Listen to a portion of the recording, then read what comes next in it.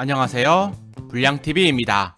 오늘 전해드릴 이야기는요, 2026 월드컵 조추첨이 모두 끝나고 한국이 속한 A조에서 일어날 놀라운 일 10가지입니다. 첫 번째는 조별리그 경기 다 마친 후 3일간 대기. 32개국 시작과 다르게 이제 48개국 확장으로 조 3위까지 와일드카드로 32강 토너먼트 진출이 가능해졌습니다. 아이러니하게도 한국의 A조에 편성되면서 가장 먼저 조별리그 3경기를 치르고 조 3위가 되면 다른 조의 경기 결과에 의해서 32강에 결정되기에 호텔에서 꼼짝없이 3일간 대기를 타야 한다는 것입니다. A조의 최종전은 6월 25일에 끝나고 마지막 L조는 6월 28일에 끝이 납니다. 이런 대기하는 상황은 지난 유로 2016에서 알바니아가 3일간 대기하다가 결국 탈락이 확정되어 귀국길에 올랐죠. 당시 선수들은 경기를 뛰는 것보다 기다리는 시간이 더 고통스러웠다고 토로했습니다. 두 번째는 미국으로 건너간 손흥민. 월드컵은 멕시코. 미국 MLS 리그로 이적할 때 월드컵까지 염두했던 손흥민이 공교롭게 조별리그 전경기를 멕시코에서 치르게 되어 미국 이적 이점이 사라지는 게 아니냐는 관점들이 있습니다. 하지만 멕시코, 과달라하라와 몬테레이는 LA와 시차가 불과 한두 시간밖에 차이 나지 않아 최상의 컨디션의 멕시코 캠프로 합류가 가능합니다. 비행시간 역시 LA에서 과달라하라까지 직항으로 3시간 30분이면 도착해 사실상 미국 국내 원정 수준의 피로도만 감수하면 됩니다. 여기에 만약 한국이 조 2위로 32강에 오른다면 손흥민 선수의 홈구장이나 다름없는 로스앤젤레스에서 경기를 치르게 됩니다. 세 번째는 해발 1600m 고지대 경기.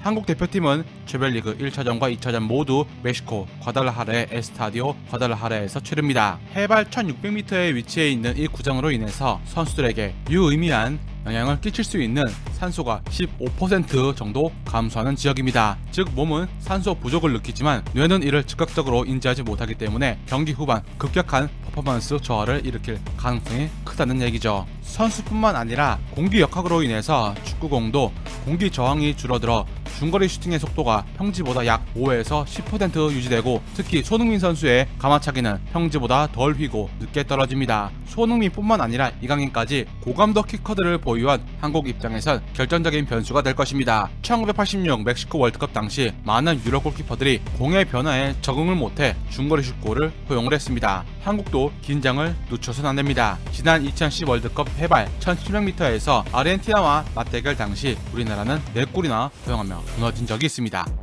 네 번째는 3차전 남아공전 몬테레이의 폭염.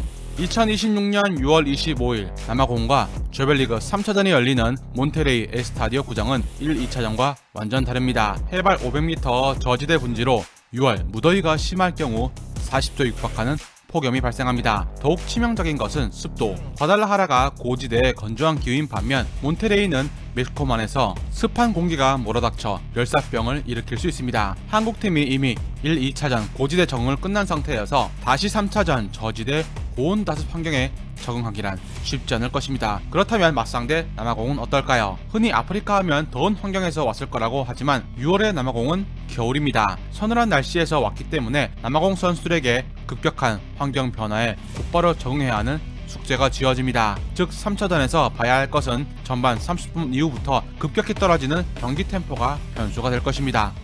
다섯 번째는 홍명보에게 이보다 더한 요건은 없다. 3차전을 앞두기 전 남아공과 유럽 플레이오프 승자 두 팀은 2차전을 위해서 미국 애틀란타로 왕복해야 하는 이동거리가 있습니다. 즉 남아공은 왕복 3600km, 비행시간만 7시간을 타야 합니다. 게다가 2차전 경기를 치르고 다시 멕시코로 오는 과정인데 번거로운 절차를 겪어야 하죠. 공항 이동과 호텔 변경, 기후 변화, 3중계를 걷고 3차전 한국을 상대하기란 쉽지 않습니다. 회복 리듬이 박살난 남아공과 달리 한국은 과달라하라의 베이스 캠프에서 1, 2차전을 모두 치르며 8일간 이동 없이 안정적인 훈련과 회복에 집중할 수 있습니다. 조별리그 최대 수혜자로 홍명보호는 이보다 좋은 상황이 있을 수 없습니다. 여섯 번째는 개최국 멕시코와 대결. 그나마 나은 장소.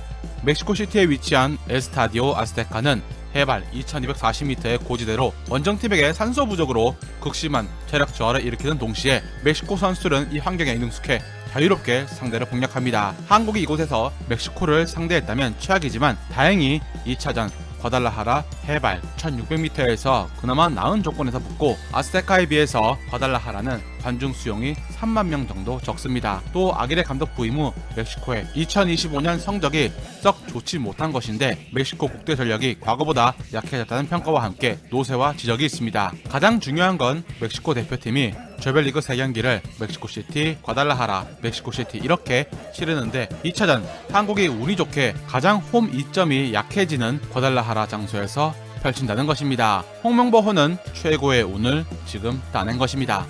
7번째는 갑자기 월드컵 직관 준비 중인 팬들 비상. 대부분 미국에서 한국 경기를 볼 것이라 예측한 한국 축구 팬들은 갑자기 경기가 모두 멕시코로 몰리면서 비행기 예약을 모두 바꿔야 할 것 같습니다. 한국에서 멕시코 과달라하라나 몬테레이로 가는 직항편이 존재하지 않고 있고 대부분 LA를 경유해 멕시코 시티를 거쳐가야 하는 험난한 팬들의 비행 이동이 있을 전망입니다. 월드컵 기간 동안 미국 항공의 입국 심사 대기 시간은 평소보다 두세 배 길어질 것으로 예상되고 있어서 환승 대란을 겪을 가능성이 있습니다. 또 비행 비용도 상승할 수밖에 없죠. 여기에 더해 멕시코로 월드컵을 보러 가는데 혹시나 갱단의 습격이나 치안을 두려워하고 있는 축구 팬들이 있는데 월드컵 기간인 만큼 미 정부와 멕시코 정부에서 대규모 치안 작전을 펼칠 것으로 보입니다. 8번째는 1차전 월드컵 시차 환경 적응.